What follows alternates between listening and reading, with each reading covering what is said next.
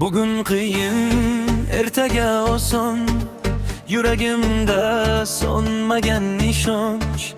Har bir qadam yaqin manzilga, har bir mehnat eltadi baxtga.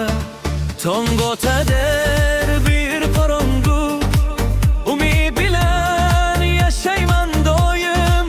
Ko'zlarimda porlar orzular, bir kun albat usalar ular. Yiqilsam ham yana turaman, orzularim sari yuraman. To'xtamayman, ortga qaytmayman, maqsadimdan hech ayrilmayman. Kelar kunim, kelar albatta, mehnat ketmas hech ham bekorga.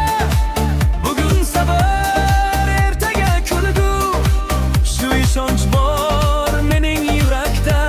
Kelar kunim, ishonaman men, orzularingiz g'oyima bir kun. Qadam tashlab boraman oldin, orqa emas faqat oldinga.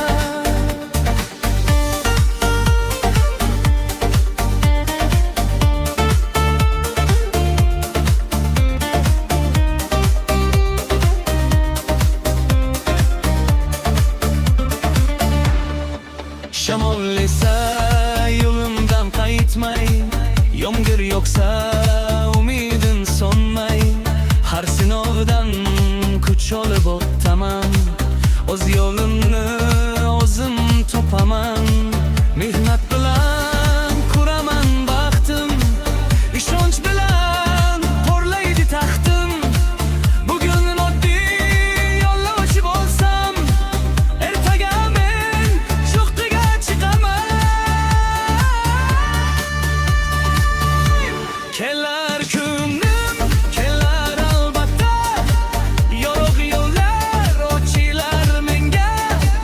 Bugun mehnat, ertaga zafar, shu yo'limdan qaytmayman aslo. Kelar kunim, yaqin o'sha kun, yuragimda yashaydi umid. Qancha sinov chiqmasin yo'limdan, orzularim yetaklar meni.